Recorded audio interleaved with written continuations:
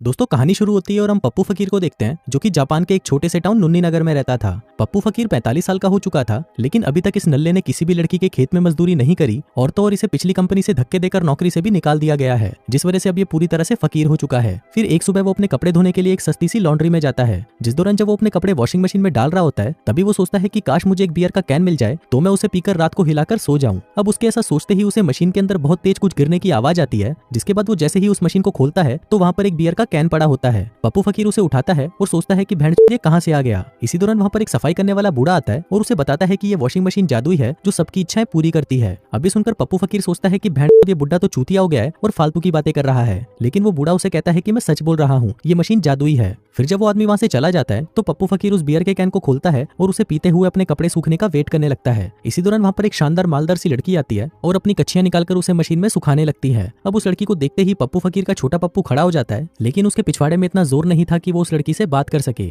लेकिन इस बार वो ट्राई करने की सोचता है और थोड़ा सा खिसक कर उस लड़की को बैठने की जगह देता है। तभी वो लड़की भी उसमें इंटरेस्ट दिखाने लगती है और उससे बात करने की कोशिश करती है। वो कहती है कि मैंने आपको यहाँ पर बहुत बार देखा है और मैं आपका हथियार अपनी सुरंग में घुसाने के लिए तैयार हूँ। अभी सुनते ही पप्पू फकीर पूरी तरह बावलीगत हो जाता है और उस कैन को उठाकर डस्टबिन में फेंकने लगता है, लेकिन वो नीचे गिर जाता है। फिर जब वो उसे उठाने के लिए उसके पास जाता है, तभी वहाँ पर बैठी वो लड़की रोने लगती है। अब ये देखकर पप्पू फकीर उससे पूछता है कि क्या हुआ। वो लड़की कहती है कि मैं जॉब के लिए 40 कंपनियों में अपनी गाय मरवा के आ चुकी हूँ, लेकिन किसी ने भी मुझे सेलेक्ट नहीं किया, ये बोलकर कि मेरी गुफा में वो बात नहीं है। तभी पप्पू फकीर उसे कहता है कि मुझे भी पिछली कंपनी से धक्के देकर निकाल दिया गया है। वो कहता है कि तुम जब इतनी कंपनियों में अपनी मरवा कर आ चुकी हो तो तुम्हारे पास तो बहुत ही अच्छा खासा एक्सपीरियंस आ चुका है। अभी सुनकर वो लड़की सोचती है कि अगर वो 3-4 कंपनीज में और मरवा ले तो कहीं ना कहीं तो उसकी जॉब लग ही जाएगी। वो लड़की पप्पू फकीर से इंप्रेस होकर उसे थैंक यू बोलती है, क्योंकि आज तक किसी ने भी उससे इतने अच्छे से बात नहीं की थी। फिर कुछ देर बाद पप्पू फकीर उस वॉशिंग मशीन से अपने कपड़े बाहर निकालता है और उसे बाय बोलकर वहां से जाने लगता है, लेकिन तभी वो लड़की उसे रोकते हुए कहती है कि मेरा नाम है पिंकी हुतमारी। पप्पू फकीर भी उसे अपना नाम बताता है और कहता है कि मैं हूँ पप्पू फकीर, जिसके बाद वो वहां से चला जाता है।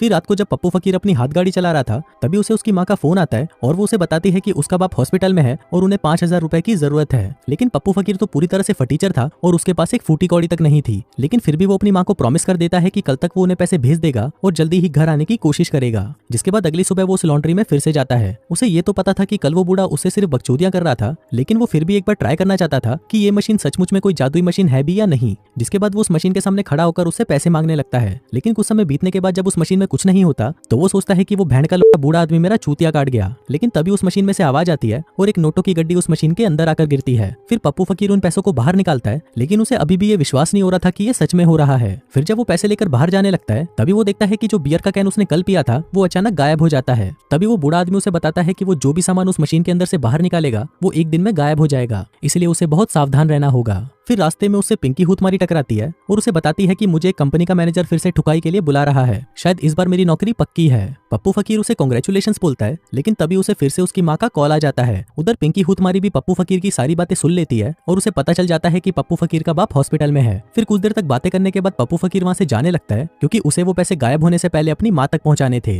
फिर रात को वो उस लॉन्ड्री में वापस जाता है और इस बार वो उस मशीन से एक सूट मांगता है ताकि वो उसे पहनकर जॉब इंटरव्यू में जा सके। जिसके बाद अगले पूरे दिन वो बहुत सारी कंपनीज में जॉब का इंटरव्यू देकर आता है, लेकिन शाम को जब वो घर वापस आता है तो उसे उन कंपनीज के लेटर्स मिलते हैं जहां पर वो इंटरव्यू देकर आया था और उनमें लिखा हुआ था कि उसे कहीं पर भी जॉब के लिए नहीं चुना गया। जिसके बाद वो सूट भी उसके सामने ही गायब हो जाता है। लेकिन अब इन चीजों से पप्पू फकीर को कोई फर्क नहीं पड़ता, क्योंकि उसके पास अब एक ऐसी जादुई मशीन आ चुकी थी जिसकी मदद से वो जब भी और जो भी चाहे वो सब कुछ मांग सकता था। फिर अगली सुबह वो फिर से उस लॉन्ड्री में जाता है और इधर उधर देखता है कि कोई उसे देख तो नहीं रहा। जिसके बाद वो उस मशीन से कहता है कि मैं बचपन से ही अखंड सिंगल हूँ और जिंदगी में मैंने सिर्फ हाथ गाड़ी ही चलाई है, लेकिन अब मेरी हाथों की लकीरें घिस चुकी हैं और मुझे अब एक छोटी और टाइट गुफा की जरूरत है, इसलिए अगर कोई जुगाड़ हो तो मुझे एक मस्त सी लड़की दे दो। फिर कुछ देर बाद हम देखते हैं कि उस वॉशिंग मशीन का दरवाजा खुलता है और उसके अंदर से एक हॉट एंड सेक्सी लड़की बाहर आती है, जिसे देखते ही पप्पू फकीर का तनकर पत्थर हो जाता है। फिर वो उस लड़की को कहता है कि चलो अब जल्दी से घोड़ी बन जाओ, लेकिन तभी वो लड़की उसके मुंह पर एक चमाट मारती है और उसे कहती है कि बोली के जाकर अपनी गाय मरवा ले। जिसके बाद वो वहां से चली जाती है।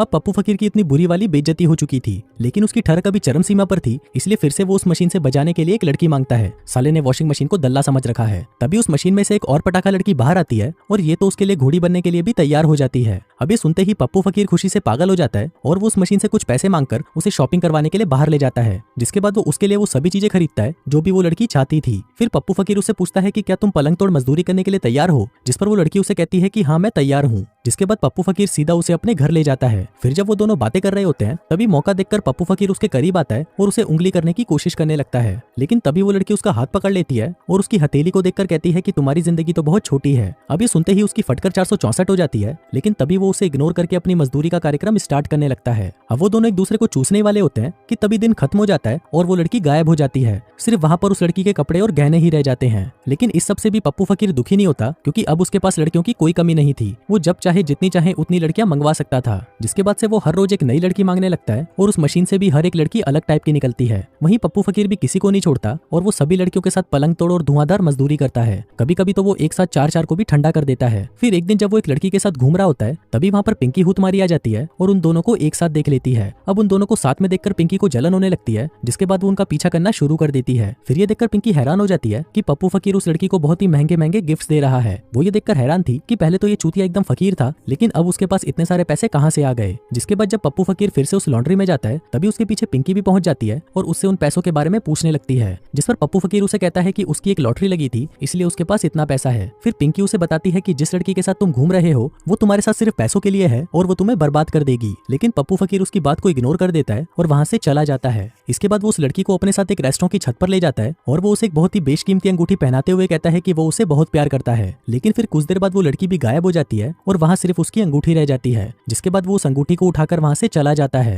अब क्योंकि पप्पू फकीर हमेशा ही सील पैक लड़कियां मांगता था, इसलिए वो इस बार सोचता है कि क्यों ना इस बार एक टूटी हुई सील वाली लड़की मांगू। और फिर ये मांग करते ही एक बहुत ही मस्त सी लड़की बाहर आती है और पप्पू फकीर को वहीं पर ही लपेटने लगती है। लेकिन तभी वहां पर पिंकी भी आकर उन्हें देख लेती है और छुपकर उन पर नजर रखने लगती है। वो देखती है कि पप्पू फकीर उस लड़की को बहुत सारी अंगूठियां दे रहा है जो कि उसने अलग अलग लड़कियों से इकट्ठा की थी। तभी उसकी माँ का कॉल आता है और वो उस लड़की से कहता है कि डार्लिंग थोड़ी देर रुक जाओ। लेकिन उस लड़की को तो अभी उसका घोड़ा लेना था, इसलिए पप्पू फकीर उस लॉन्ड्री से बाहर चला जाता है। तभी उसके जाते ही वहां पर पिंकी हुतमारी आ जाती है और उस लड़की से कहती है कि बहन की लोड़ी तूने मेरे पप्पू फकीर को क्या कर दिया है। लेकिन ये सुनकर वो लड़की हंसने लगती है और पिंकी से कहती है कि चली जा यहाँ से। लेकिन तभी पिंकी उससे वो अंगूठी छीनने लगती है। वहीं पप्पू फकीर अपनी माँ से बात कर रहा होता है, जहाँ उसकी माँ उसे कहती है कि उसके बाप का ऑपरेशन होने वाला है, इसलिए तुम भी यहाँ पर आ जाओ। लेकिन पप्पू फकीर हूत मारने में इतना पागल हो चुका था कि उसे अपने घर वालों का कोई होश नहीं था। तभी कॉल खत्म होने के बाद वहाँ पर वही बूढ़ा आदमी आता है और उसे कहता है कि वो एक बात बताना भूल गया कि जब उस मशीन में से कोई भी इंसान बाहर आएगा तो वो एक ही दिन में गायब हो जाएगा। लेकिन पप्पू फकीर को तो ये बात पहले से ही पता थी। उधर पिंकी हुतमारी अभी भी उस लड़की से लड़ रही होती है, जिससे परेशान होकर वो लड़की वहाँ से चली जाती है।